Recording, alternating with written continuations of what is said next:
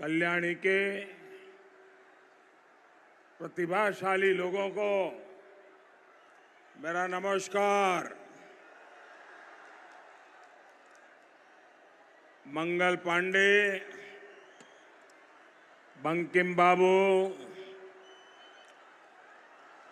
विभूति भूषण चट्टोपाध्याय जी, रानी राशिमुनि, राम प्रसाद जी जैसी यहां की महान संतानों ने इस माटी का मान बढ़ाया है। यहां पर आप सभी में मैं देख रहा हूं,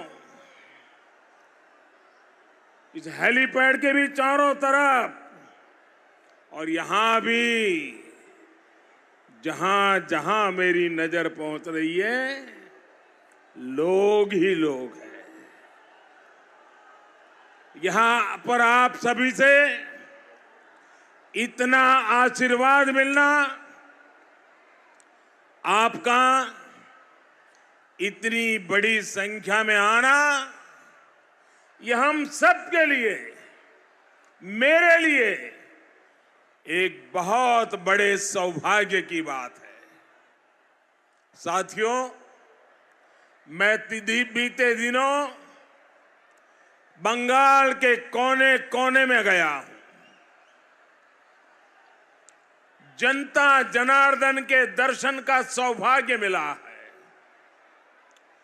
और हर तरफ बीजेपी को लेकर जो उत्साह है, जो जुनून है,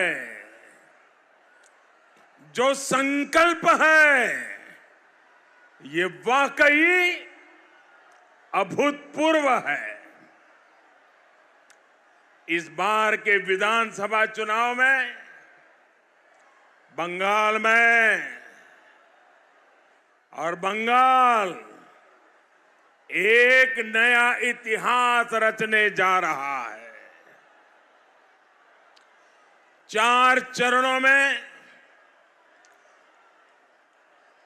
जो भारी संख्या में, बहुत भारी संख्या में मतदान हुआ है, ये मतदान आशोल परिवर्तन के लिए है।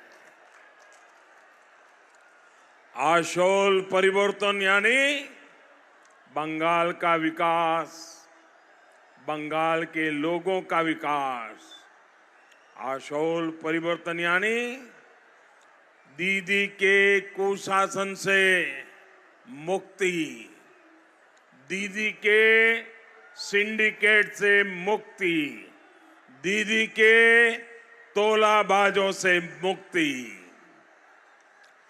बंगाल के लोगों ने ये तय कर दिया है कि बीजेपी की बहुत बड़ी जीत होने जा रही है। साथियों, कल्याणी और आसपास के क्षेत्र ने आस्था से लेकर अध्यात्म तक, शिल्प श्रम से लेकर साहित्य तक, संस्कृति से लेकर संस्कार तक सभी को प्रेरणा दी है। ये यहां की गौरवशाली विरासत है। लेकिन दीदी ने 10 साल जिस तरह बंगाल में सरकार चलाई, उसने हर विरासत का अपमान किया है। आपने राजनीतिक हितों के लिए बंगाल के लोगों की हत्या, अपने तोलाबाजों को फायदा पहुंचाने के लिए बंगाल के लोगों से लूटपाट, अपने सिंडिकेट को ताकतवर बनाने के लिए बंगाल के लोगों से विश्वासघात, दीदी के 10 साल के काम का रिपोर्ट कार्ड सिर्फ और सिर्फ यही है। ऐसे ही हालत के लिए यहां के लोकप्रिय कवि सुकुमार राय ने लिखा है। सुकुमार राय ने लिखा है, चोलछे जा जुआ चुरी, नाही तार तुलोना। यानी जो चोरी चकारी चल रही है उसकी तो कोई तुलना ही नहीं है। इस चोरी चकारी से बंगाल की जनता त्रस्त हो चुकी है। इसलिए यहां की जनता दीदी के तोला बाजों से कह रही है, ताई आज खेपे गेछी, ताई आज खेपे गेछी, কত আর পারবো। अब जनता नाराज है, आखिर कितना बर्दाश्त करे। साथियों, दीदी को अहंकार हो गया है कि हर खेल उन्हीं से शुरू होता है और हर खेल खत्म भी वही करती है। और इसलिए वो कहती है, खेला होवे।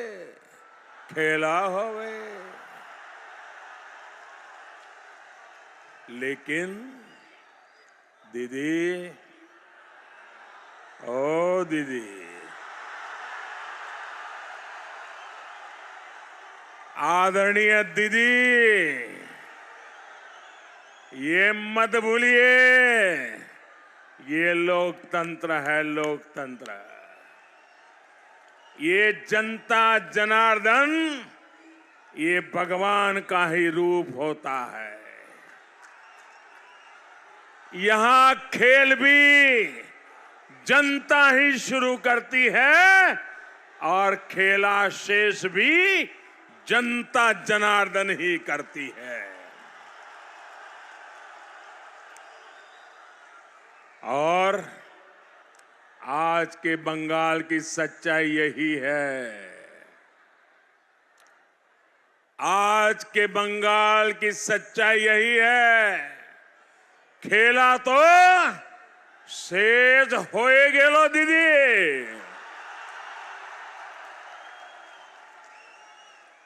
खेल तो खत्म हो गया दीदी। आधे चुनावों ने ही टीएमसी का पूरा साफ होना तय कर दिया है। साथियों, 2 दिन बाद बांग्ला नवो वर्षो शुरू होने जा रहा है। पहला बोईशाख के साथ ही बंगाल की सत्ता से दीदी की विदाई का काउंटडाउन शुरू हो जाएगा। बंगाल के लोगों ने तय कर दिया है, 2 मई दीदी जाच्छे। 2 मई 2 मई 2 मई 2 मई बीजेपी आज, बीजेपी। साथियों, हार की बौखलाहट में दीदी और उनकी पार्टी के लोग अब हर सीमा तोड़ रहे हैं। दीदी के नेता खुलेआम बंगाल के एससी, एसटी, ओबीसी वर्ग को गालियां देने लगे हैं। आखिर क्यों? सिर्फ इसलिए क्योंकि वो बीजेपी को सपोर्ट करते हैं। दीदी, आदरणीय दीदी, ओ दीदी, दीदी आप बंगाल के शेड्यूल कास्ट को, बंगाल के आदिवासी को, बंगाल के ओबीसी को, बंगाल के वनवासी को, दीदी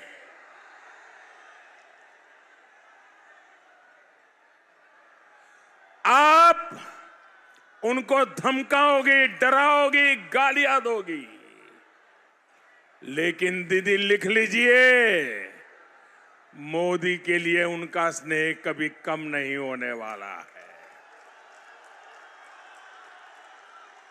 दीदी, ओ दीदी, आदरणीय दीदी, आपके साथी बंगाल के शेड्यूल कास्ट को भिखारी कहकर अपमान कर सकते हैं, लेकिन हमारे लिए, बीजेपी के लिए उनका मान सम्मान सर्वोपरि है। साथियों, अपनी हार सामने देख अब दीदी ने एक नई रणनीति अपनाई है। दीदी की साजिश है कि शेड्यूल कास्ट, शेड्यूल ट्राइब और ओबीसी किसी को भी वोट ही नहीं डालने दिया जाए। दीदी की साजिश है इन वर्गों के लोगों को वोट डालने से रोकना और अपने गुंडों से छप्पा वोट डलवाना। खुलेआम कहा जा रहा है कि टीएमसी के लोग केंद्रीय वाहिनी का घेराव करेंगे और दीदी के बाकी समर्थक अंदर घुस के छप्पा वोट डालेंगे। चर्चा है कि कुछ बिहार में जो हुआ वो दीदी के इसी छप्पा वोट मास्टर प्लान का हिस्सा था। दीदी, ओ दीदी, आदरणीय दीदी, कान खोलकर सुन लीजिए, आपको किसी भी मतदाता का अधिकार छीनने का अधिकार किसी ने नहीं दिया है और नहीं दिया जाएगा। आपको किसी दलित, पिछड़े, शोषित, वंचित इनका अधिकार छीनने को नहीं दिया जाएगा। दीदी, हार जीत अरे चुनाव में लगी रहती है, वही तो लोकतंत्र की ब्यूटी है। लेकिन देश के संविधान की, बाबा साहब आंबेडकर और हरिचंद ठाकुर जी की भावनाओं को ठेस पहुंचाने का अधिकार आपको नहीं है। तुष्टीकरण की जो पट्टी आपने अपनी आंखों में जो बांध रखी है, जरा उसको खोल करके देखिए दीदी। बंगाल और बंगाल के लोगों की गरिमा आपकी स्वार्थ भरी राजनीति से कहीं ज्यादा बड़ी है, कहीं ज्यादा विराट है, कहीं ज्यादा शक्तिशाली है। आप उसका भी अपमान कर रही है। भाई और बहनों, श्री श्री हरिचंद ठाकुर जी की कर्मस्थली बनगांव यहां से बहुत दूर नहीं है। अभी कुछ ही दिन पहले जब मैं बांग्लादेश गया था तो ओराकांदी की पवित्र चरण स्पर्श करने का मुझे सौभाग्य मिला था। मुझे वहां मतुआ समुदाय के एक साथी मिले जिन्होंने कहा कि मैं भारत का पहला प्रधानमंत्री हूं जो ओराकांदी में श्री श्री हरिचंद ठाकुर जी का आशीर्वाद लेने पहुंचा। मैंने उनसे कहा कि बिना श्री श्री हरिचंद ठाकुर जी की इच्छा के क्या कुछ होता है क्या? ये तो भारत के प्रधानमंत्री का सौभाग्य है कि उसे ओराकांदी में श्री श्री हरिचंद ठाकुर जी, श्री श्री गुरचंद ठाकुर जी, उनके दर्शन का अवसर मिला। साथियों, दलितों को, पीड़ितों को, शोषितों को, वंचितों को कैसे स्वाभिमान का, गरिमा का जीवन दिया जा सकता है, ये ओराकांदी में इन महापुरुषों की तपस्या के कारण साक्षात अनुभूति होती है। आपकी सेवा के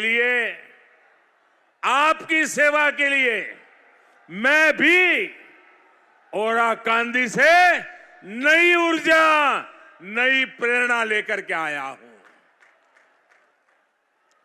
लेकिन हैरानी की बात है कि दीदी को मेरा ओराकांदी जाना भी पसंद नहीं आया। आप बताइए भाइयों बहनों, क्या मैंने कोई गलती की है? क्या ओराकांदी जाना गलत था क्या?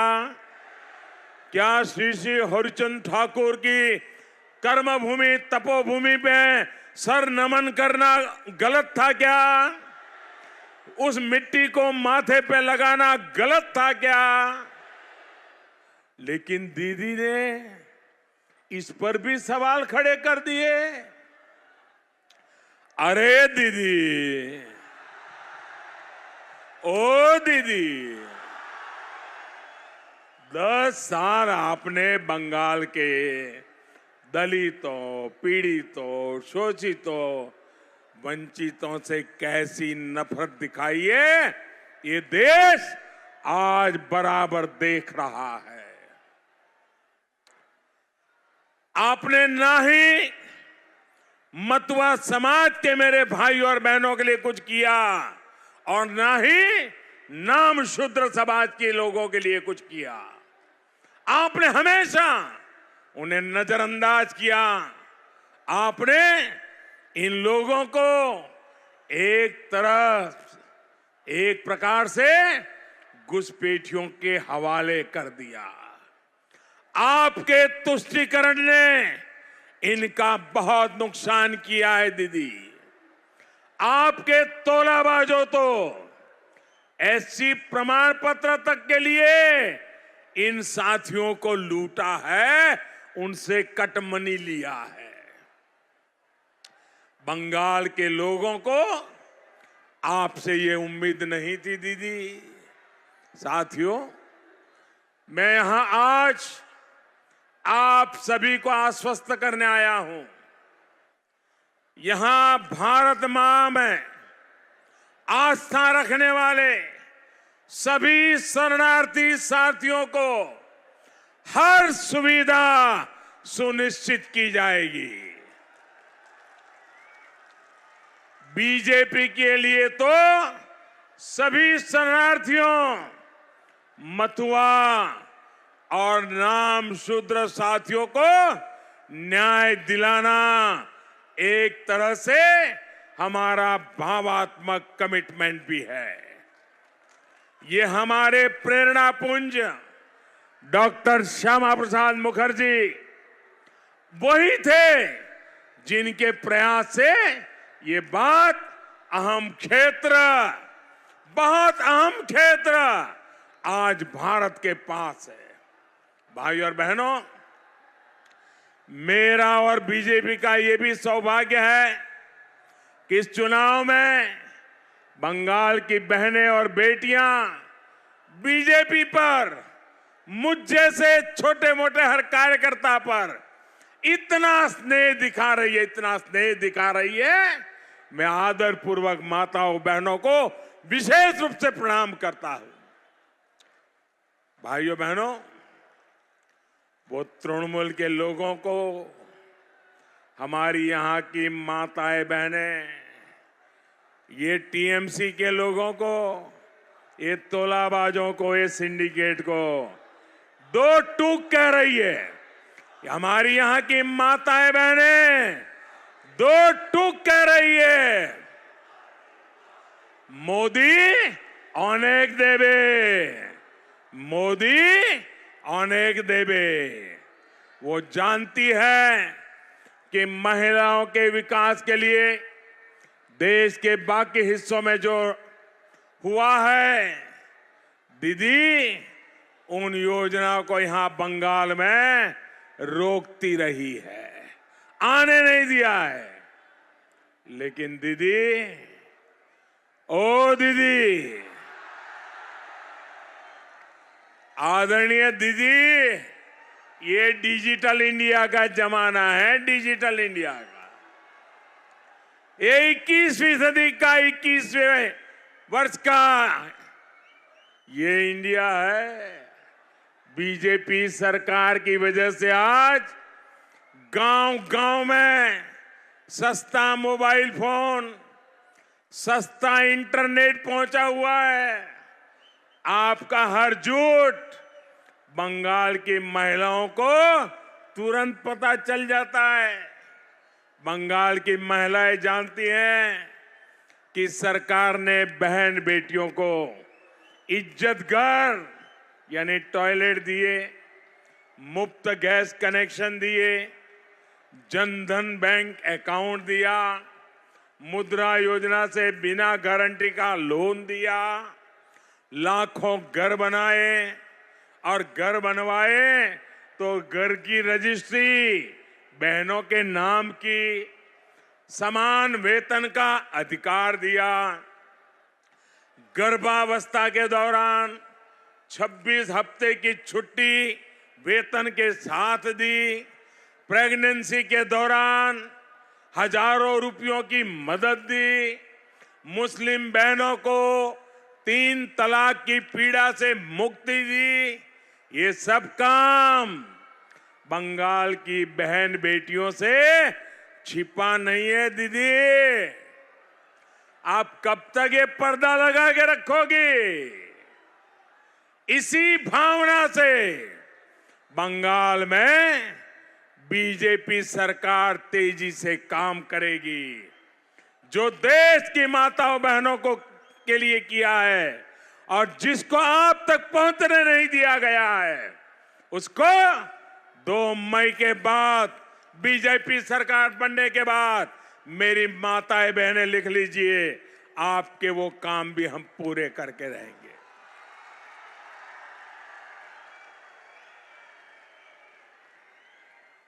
भाइयों बहनों, अभी बहनों को पानी के अभाव से मुक्ति दिलाने के लिए हर घर जल देने पर तेजी से काम चल रहा है। बिना किसी कटमनी, बिना किसी तोलाबाजी के बंगाल की महिलाओं को हर एक लाभ मिलेगा। इसलिए बंगाल की महिलाओं को, बंगाल की बहनों को, बंगाल की माताओं को विश्वास है कि मोदी अनेक देवे, मोदी अनेक देवे।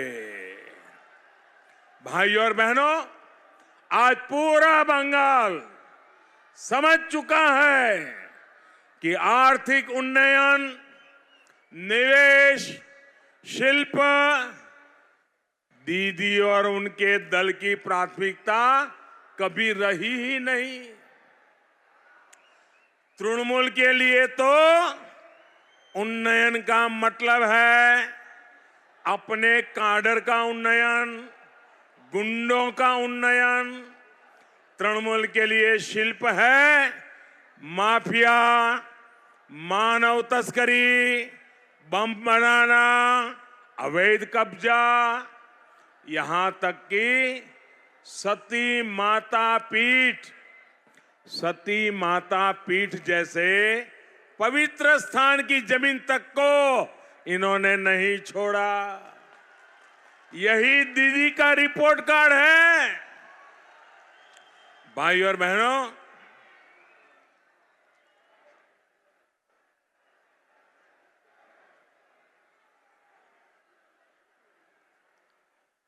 बहनों, दीदी की इसी दुर्नीति के कारण डॉक्टर श्यामा प्रसाद मुखर्जी और बीसी रॉय जैसे विजनरी नेताओं का सपना अब तक पूरा नहीं हो पाया।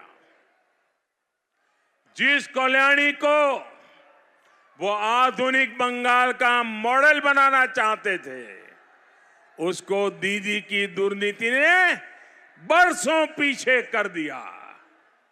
दीदी ने कहा था कि कल्याणी को थीम सिटी बनाएंगे, लेकिन उन्होंने करप्शन, तोलाबाजी और सिंडिकेट की अपनी टीम यहां लगा दी। उन्होंने पंचायतों और नगर निगमों को टीएमसी का दफ्तर ही बना दिया। दीदी ने हार के डर से नगर निगमों के चुनाव नहीं कराए, तोलेबाजों के हाथों में सारा प्रशासन दे दिया। यहां की स्थिति आप मुझसे ज्यादा अच्छी तरह जानते हैं। बिल्डिंग प्लान, वाटर कनेक्शन, हर चीज, हर क्लियरेंस, हर एनओसी, हर परमिशन के लिए कटमनी और कटमनी। यही चलता है ना, यही चला है ना, कटमनी चला है ना। आपके घर में शुद्ध पानी नहीं आता क्योंकि पानी माफिया का दबाव है। अवैध निर्माण पर रोक नहीं लगती क्योंकि सिंडिकेट का दबाव है।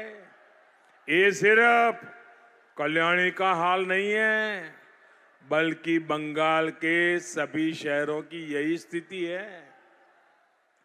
भाई और बहनों, डबल इंजन की भाजपा सरकार इस स्थिति को बदलने के लिए जी जान से जुटने वाली है, आपके लिए काम करने वाली है।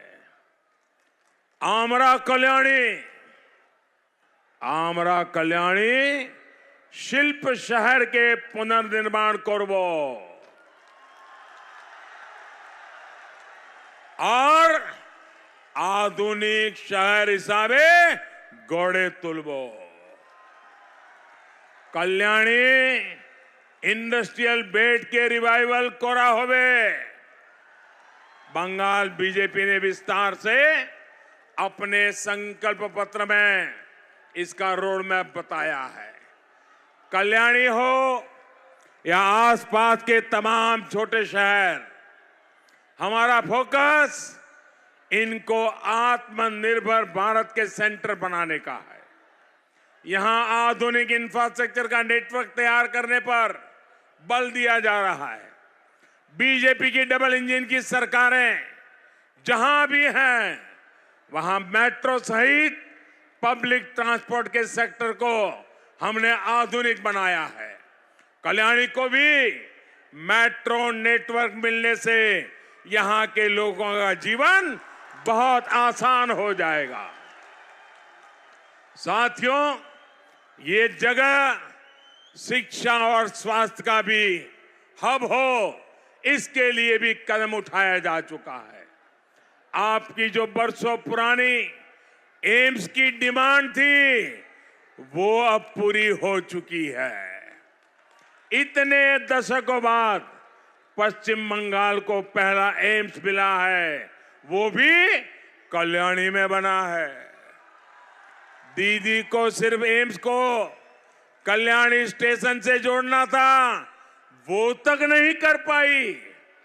दीदी की दुर्नीति ने बंगाल के गरीब और मिडिल क्लास के स्वास्थ्य के साथ बहुत बड़ा खेला किया है। आयुष्मान भारत से यहां के गरीब को पूरे देश में कहीं भी 5 लाख रुपए तक का मुफ्त इलाज मिलना था। दीदी ने ये भी नहीं होने दिया।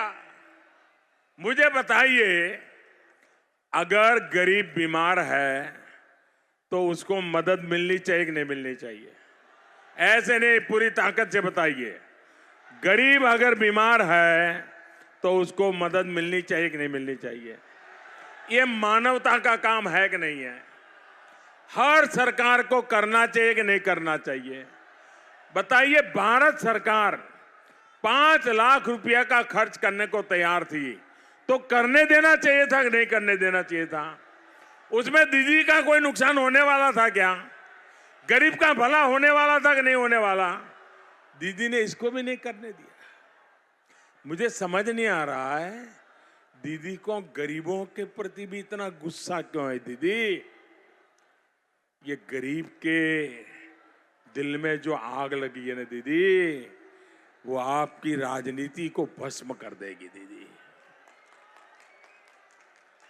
इसी योजना के तहत गांव-गांव में आधुनिक हेल्थ एंड वेलनेस सेंटर पूरे देश में बन रहे हैं। दीदी ने इस पर भी ताला लगा दिया, लोग लगा दी, ब्रेक लगा दी। साथियों, दीदी की दुर्नीति, यहां के कुशासन को हमें मिलकर बदलना होगा। इस माहौल को आपका एक वोट बदलेगा। आपके वोट की ताकत है। आइए, आपके एक वोट की ताकत क्या है मैं बताता हूं दोस्तों। आपके एक वोट से आपने कभी सोचा है? मुझे बताइए, मैं कहूं कि जाओ फलाने किसान को 18,000 टका दे दो, आप दोगे क्या? मुझे बताइए, दोगे क्या? जरा बताइए ना। नहीं दोगे ना? लेकिन आपको मालूम नहीं है, आपके एक वोट से, आपके एक वोट की ताकत यह है कि आपके एक वोट से 18,000 टका सीधा सीधा किसान के बैंक खाते में जमा हो जाएगा। मुझे बताइए, ये गरीब किसान के खाते में 18,000 टका जाएगा, इसका पुण्य आपको मिलेगा कि नहीं मिलेगा? आपको संतोष होगा कि नहीं होगा? ये आपके वोट की ताकत है कि नहीं है? आपके वोट की ताकत है कि नहीं है? गरीब को कहीं दिल्ली गया है, कहीं अहमदाबाद गया है, मुंबई गया है, चेन्नई गया है, वहां बीमार हो गया और उसको 5 लाख रुपए तक की बीमारी में मदद मिल जाए। भाइयों बहनों, आप 5 लाख रुपए दे सकते हैं क्या? आप 5 लाख दे सकते हैं क्या? नहीं दे सकते ना। लेकिन आप एक वोट देंगे ना कमल को, वो गरीब के खाते में 5 लाख की गारंटी हो जाएगी भाइयों। वो कहीं बीमार हो गया, 5 लाख तक का खर्चा दिल्ली की भाजपा सरकार करेगी। भाइयों बहनों, ये आपके वोट की ताकत है। ये आपका वोट गरीब के घर में नल से जल पहुंचाएगा। ये आपका एक वोट गरीब मां को इज्जतगर टॉयलेट देगा। आपका एक वोट गरीब मां को नया गौरव देगा। और इसलिए मैं कहता हूं भाइयों बहनों, ये आपके वोट की ताकत समझिए और आप इस बार पूरी ताकत से संकल्प करिए।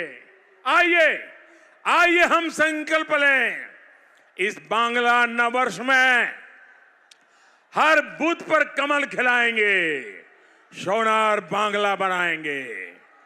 कल से नवरात्रि भी शुरू होने जा रही है। मेरी आप सभी को बहुत बहुत शुभकामनाएं हैं।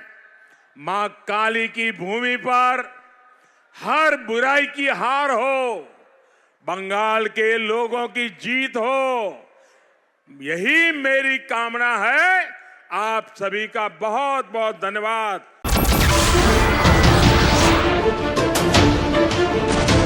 नमस्कार, मैं हूं मानक गुप्ता। अगर आपको हमारा ये वीडियो पसंद आया हो तो इसे लाइक और शेयर जरूर करें, और हां, हमें सब्सक्राइब और फॉलो करना ना भूलें ताकि आप देश और दुनिया की कोई खबर मिस ना करें। तो जुड़े रहिए हमारे साथ और देखते रहिए न्यूज़ 24।